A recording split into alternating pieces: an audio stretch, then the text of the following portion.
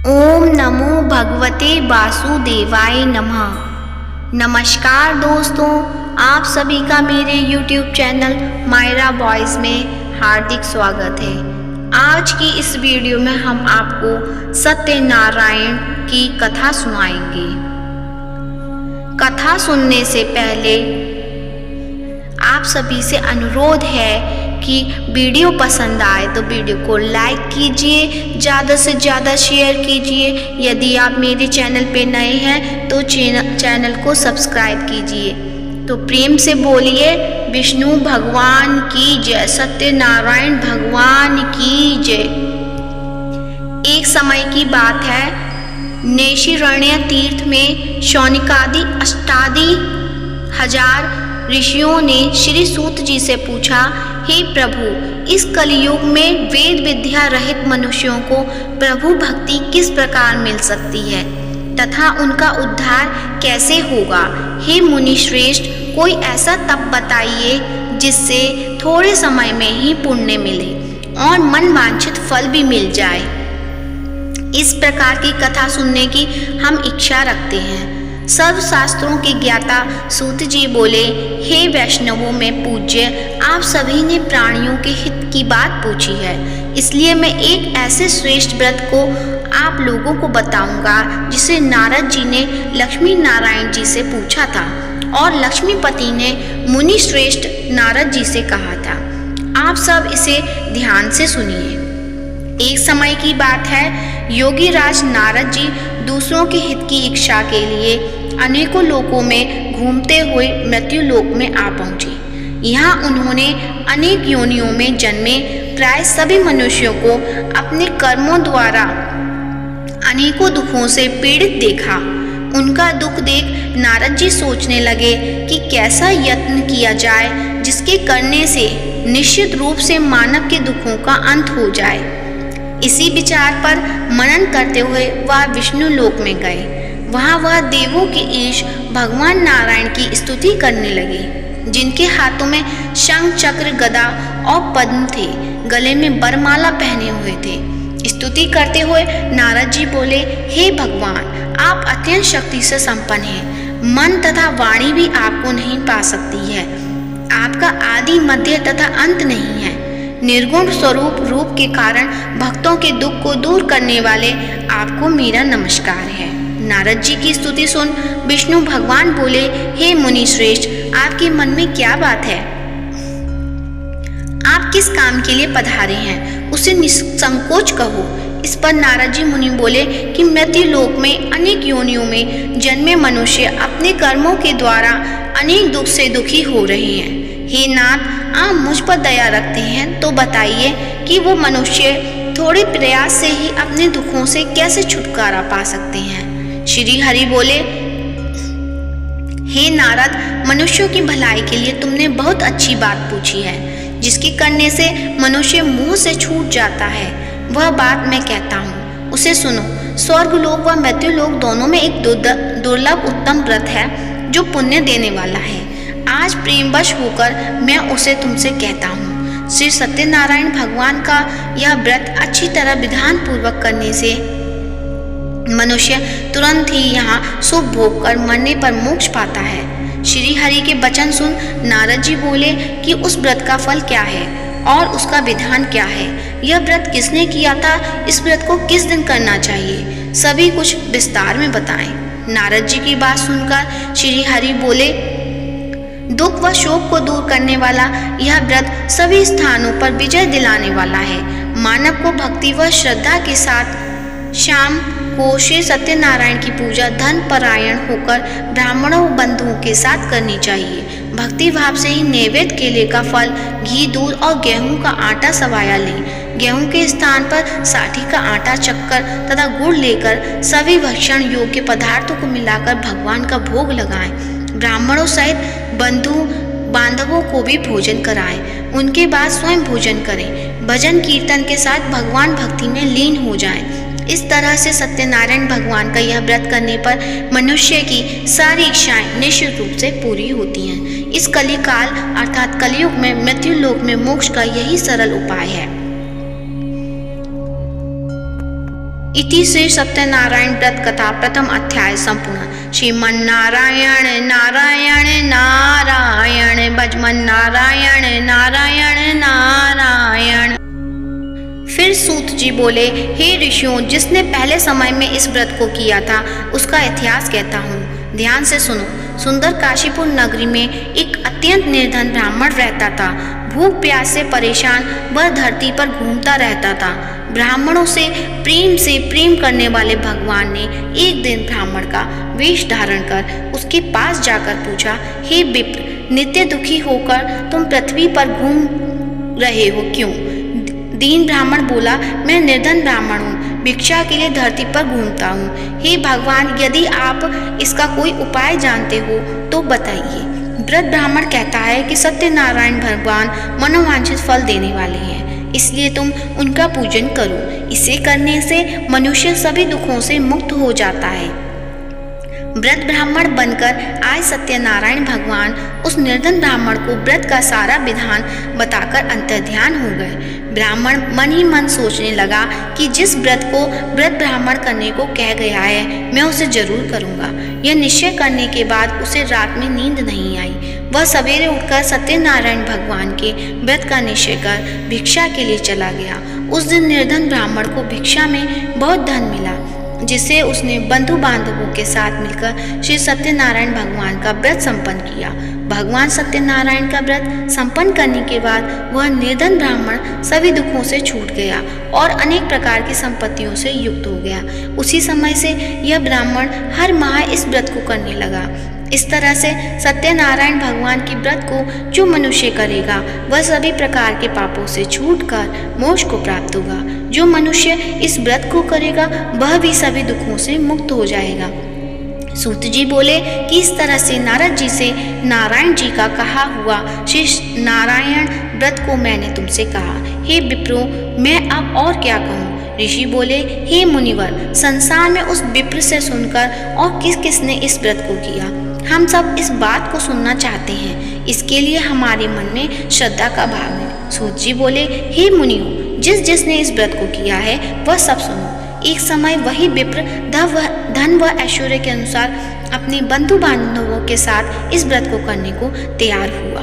उसी समय एक लकड़ी बेचने वाला बूढ़ा आदमी आया और लकड़ियां बाहर रखकर अंदर ब्राह्मण के घर में गया। प्यास से दुखी वह लकड़हारा उसको व्रत करते देख विप्र को नमस्कार कर पूछने लगा कि आप यह क्या कर रहे हैं तथा इसे करने से क्या फल मिलेगा, कृपया मुझे भी बताएं। ब्राह्मण ने कहा कि सभी मनोकामनाओं को पूरा करने वाला यह सत्यनारायण भगवान का व्रत है। इनकी कृपा से ही मेरे घर में धन धान्य आदि की वृद्धि हुई है।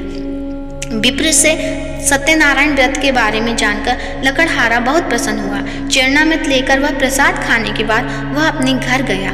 लकड़हारे ने अपने मन में संकल्प किया कि आज लकड़ी बेचने से जो धन मिलेगा उसी से सत्यनारायण भगवान का उत्तम व्रत करूंगा। मन में इस विचार को ले बूढ़ा आदमी सिर पर लकड़ियां रख उसी नगर में बेचने गया जहाँ धनी लोग ज्यादा रहते थे। उस नगर में उसे अपनी लकड़ियों का दाम पहले से 4 गुना अधिक मिलता है। बूढ़ा प्रसन्नता के साथ दाम लेकर केले, शक्कर, घी, दूध, दही और गेहूं का आटा ले और सत्यनारायण भगवान के व्रत की अन्य सामग्रियां लेकर अपने घर गया।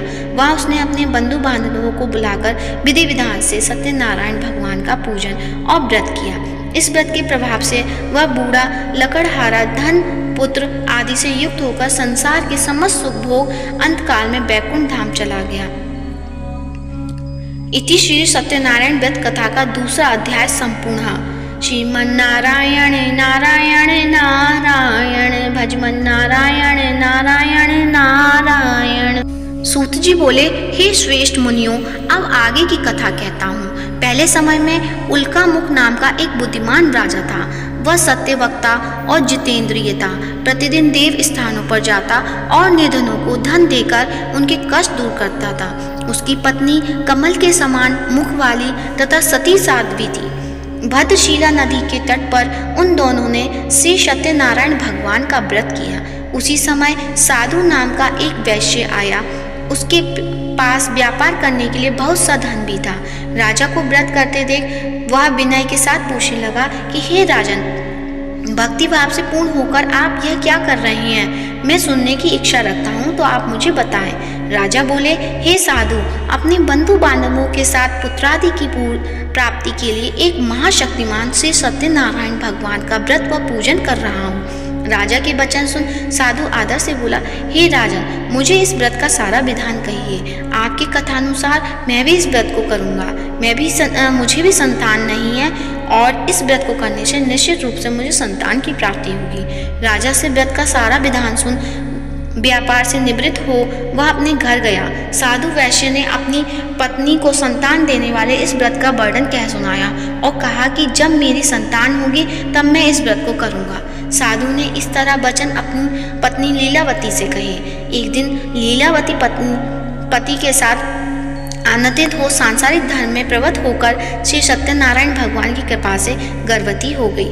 10वें महीने में उसके गर्भ से एक सुंदर कन्या ने जन्म लिया। दिनों दिन वह ऐसे बढ़ने लगी जैसे कि शुक्ल पक्ष का चंद्रमा बढ़ता है। माता पिता ने अपनी कन्या का नाम कलावती रखा।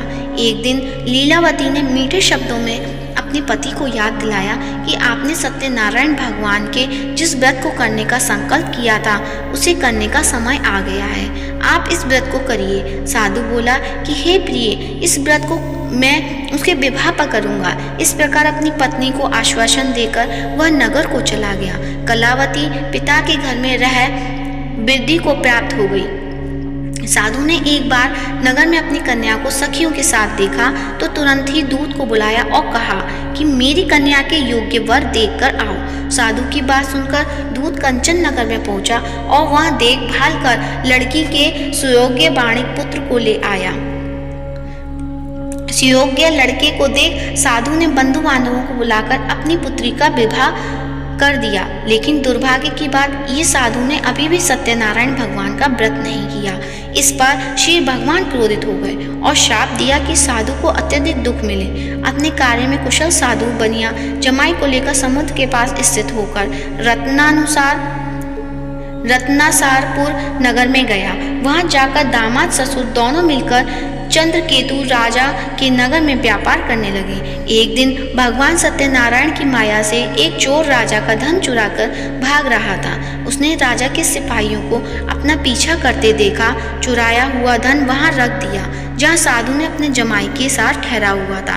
राजा के सिपाहियों ने साधु वैश्य के पास राजा का धन पड़ा देखा तो वह ससुर जमाई दोनों को बांधकर प्रसन्नता से राजा के पास गए और कहा कि उन दोनों चोरों हम पकड़ लाए हैं, आप आगे की कार्रवाई की आज्ञा दें। राजा की आज्ञा से उन दोनों को कठिन कारावास में डाल दिया गया और उनका सारा धन भी उनसे छीन लिया गया। श्री सत्यनारायण भगवान से शाप से साधु की पत्नी भी बहुत दुखी हुई। घर में जो धन रखा था उसे चोर चुरा ले गए। शारीरिक तथा मानसिक पीड़ा व भूख प्यास से अति दुखी हो अन्न की चिंता में कलावती के ब्राह्मण के घर गई।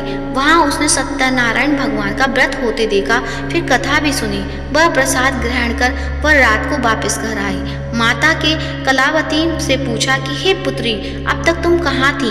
तेरे मन में क्या है? कलावती ने अपनी माता से कहा, हे माता, मैंने एक ब्राह्मण के घर में श्री सत्यनारायण भगवान का व्रत देखा है। कन्या के वचन सुन लीलावती भगवान के पूजन की तैयारी करने लगी। लीलावती ने परिवार व बंधुओं सहित श्री सत्यनारायण भगवान का पूजन किया और उनसे वर मांगा कि मेरे पति तथा जमाई शीघ्र घर आ जाएं। साथ ही यह भी प्रार्थना की कि हम सबका अपराध क्षमा करें। श्री सत्यनारायण भगवान इस व्रत से संतुष्ट हो गए और राजा चंद्रकेतु को सपने में दर्शन दे कहा कि राजन, तुम उन दोनों वैश्यों को छोड़ दो और तुमने उसका जो धन लिया है उसे भी वापस कर दो। अगर ऐसा नहीं किया तो मैं तुम्हारा धन, राज्य व संतान सभी को नष्ट कर दूंगा। राजा को यह सब कहकर वह अंतर्ध्यान हो गए। प्रातःकाल सभा में राजा ने अपना सपना सुनाया, फिर बोले कि वणिक पुत्रों को कैद से मुक्त कर सभा में लाओ। दोनों ने आते ही राजा को प्रणाम किया। राजा मीठी वाणी में बोला, हे महानुभावों, भाग्यवश ऐसा कठिन दुख तुम्हें प्राप्त हुआ, लेकिन अब तुम्हें कोई भय नहीं है। ऐसा कह राजा ने उन दोनों को नए वस्त्रादु भूषण भी पहनाए और जितना धन उनका लिया था उससे दुगना धन वापस कर दिया। दोनों वैश्य अपने घर को चल दिए। सत्यनारायण व्रत कथा तृतीय अध्याय संपूर्ण। श्रीमन्नारायण नारायण नारायण भजमन नारायण नारायण नारायण। सूत जी बोले, वैश्य ने मंगलाचार कर अपनी यात्रा आरंभ की और अपने नगर की ओर चल दिए। उनके थोड़ी दूर जाने पर एक दंडी वैश्यधारी श्री सत्यनारायण ने उनसे पूछा, हे साधु, तेरी नाप में क्या है? अभिवाणी वणिक हंसता हुआ बोला, हे दंडी, आप क्यों पूछते हो? क्या धन लेने की इच्छा है? मेरी नाव में तो बैल व पत्ते भरे हुए हैं। वैश्य के कठोर वचन सुन भगवान बोले, तुम्हारा वचन सत्य हो। दंडी ऐसे वचन कह वहां से दूर चले गए। कुछ दूर जाकर समुद्र के किनारे बैठ गए। दंडी के जाने के बाद साधु वैश्य ने नित्य क्रिया के पश्चात नाव को ऊंची उठाते देखकर अचंभा माना और नाव में बेल पत्ते आदि देखकर मूर्छित हो जमीन पर गिर पड़ा। मूर्छा खुलने पर वह अत्यंत शोक में डूब गया। तब उसका दामाद बोला कि आप शोक न मनाएं, यह दंडी का शाप है, इसलिए हमें उनकी शरण में जाना चाहिए, तभी हमारी मनोकामना पूरी होगी। दामाद की बात सुनकर वह दंडी के पास पहुंचा और अत्यंत भक्तिभाव नमस्कार करके बोला, मैंने आपसे जो असत्य वचन कहे थे उनके लिए मुझे क्षमा दें। ऐसा कहकर महान शोकातुर हो रोने लगा। तब दंडी भगवान बोले, हे वणिक पुत्र, मेरी आज्ञा से बार बार तुम्हें दुख प्राप्त हुआ है, तुम मेरी पूजा से विमुख हुआ। साधु बोला, हे भगवान, आपकी माया से ब्रह्मा आदि देवता भी आपके रूप को नहीं जानते, तब मैं अज्ञानी कैसे जान सकता हूँ? आप प्रसन्न होइए, अब मैं सामर्थ्य के अनुसार आपकी पूजा करूँगा। मेरी रक्षा करो और पहले के समान नौका में धन भर दो। साधु वैश्य के भक्तिपूर्वक वचन सुनकर भगवान प्रसन्न हो गए और उनकी इच्छानुसार वरदान देकर अंतर्ध्यान हो गए। ससुर जमाई जब नाव पर आए तो नाव धन से भरी हुई थी। फिर वही अपने अन्य साथियों से के साथ सत्यनारायण भगवान का पूजन कर अपने नगर को चल दिए। जब नगर के नजदीक पहुँचे तो दूत को घर पर खबर करने के लिए भेज दिया। दूत साधु की पत्नी को प्रणाम कर कहता है कि मालिक अपने दामाद सहित नगर के निकट आ गए हैं। दूत की बात सुन साधु की पत्नी लीलावती ने बड़े हर्ष से सत्यनारायण भगवान का पूजन कर अपनी पुत्री कलावती से कहा कि मैं अपने पति के दर्शन को जाती हूँ, तू कार्य पूर्ण कर शीघ्र ही आ जा। माता के ऐसे वचन सुन कलावती जल्दी से मैं प्रसाद छोड़ अपने पति के पास चली गई। प्रसाद की अवज्ञा के कारण श्री सत्यनारायण भगवान रुष्ट हो गए और नाव सहित उसके पति को पानी में डुबो दिया। कलावती अपने पति को वहां न पाकर रोती हुई जमीन पर गिर गई। नौका को डूबा हुआ देख वह कन्या को रोता देख साधु दुखी होकर बोला कि हे प्रभु, मुझसे तथा मेरे परिवार से जो भूल हुई है उसे क्षमा करें। साधु के दीन वचन सुनकर श्री सत्यनारायण भगवान प्रसन्न हो गए और आकाशवाणी हुई कि हे साधु, तेरी कन्या मेरे प्रसाद को छोड़कर आई है, इसलिए उसका पति अदृश्य हो गया है। यदि वह घर जाकर प्रसाद खाकर लौटती है तो इससे इसका पति अवश्य मिलेगा। ऐसी आकाशवाणी सुन कलावती घर पहुंचकर प्रसाद खाती है और फिर आकर अपने पति के दर्शन करती है। उसके बाद साधु अपने बंधु बांधवों सहित श्री सत्यनारायण भगवान का विधि विधान से पूजन करता है। इस लोक का सुख भोग व अंत में स्वर्ग जाता है। श्री सत्यनारायण व्रत कथा चतुर्थ अध्याय संपूर्ण। श्रीमन्नारायण नारायण नारायण भजमन नारायण नारायण नारायण। सूत जी बोले, हे ऋषियों, मैं और भी एक कथा सुनाता हूँ, उसे भी ध्यान पूर्वक सुनो। प्रजापालन में लीन तुंदध्वज नाम का एक राजा था। उसने भी भगवान का प्रसाद त्याग कर बहुत ही दुख सहन किया। एक बार वन में जाकर वन्य पशुओं को मारकर वह बड़ के पेड़ के नीचे आया। वहाँ उसने ग्वालों को भक्ति भाव से अपने बंधुओं सहित सत्यनारायण भगवान का पूजन करते देखा। अभिमानवश राजा ने उन्हें देखकर भी पूजा स्थान में नहीं गया और न ही उसने भगवान को नमस्कार किया। ग्वालों ने राजा को प्रसाद दिया, लेकिन उसने वह प्रसाद नहीं खाया और प्रसाद को वहीं छोड़ वह अपने नगर को चला गया। जब वह नगर में पहुंचा तो वहाँ सब कुछ तहस नहस हुआ पड़ा और वह शीघ्र ही समझ गया कि यह सब भगवान ने ही किया है। वह दोबारा ग्वालों के पास पहुंचा और विधि पूर्वक पूजा करके प्रसाद खाया तो श्री सत्यनारायण भगवान की कृपा से सब कुछ पहले जैसा हो गया। दीर्घ काल तक सुख भोगने के बाद मरणोपरांत उसे स्वर्ग लोक की प्राप्ति हुई। जो मनुष्य परम दुर्लभ इस व्रत को करेगा तो भगवान सत्यनारायण की अनुकंपा से उसे धन धान्य की प्राप्ति होगी।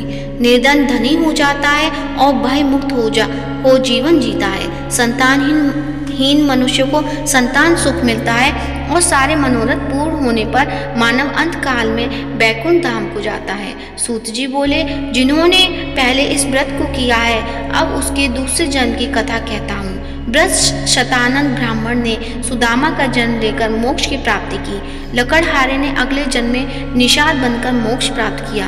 उल्कामुख नाम का राजा दशरथ होकर बैकुंठ को गए। साधु नाम के वैश्य ने मोर ध्वज बनकर अपने पुत्र को आरे से चीरकर मोक्ष पाया। महाराज तुंग ध्वज ने स्वयंभू होकर भगवान में भक्ति युक्त होकर मोक्ष पाया। बोल सत्यनारायण भगवान की जय। श्रीमन नारायणे नारायणे नारायणे भजमन नारायण नारायणे नारायण।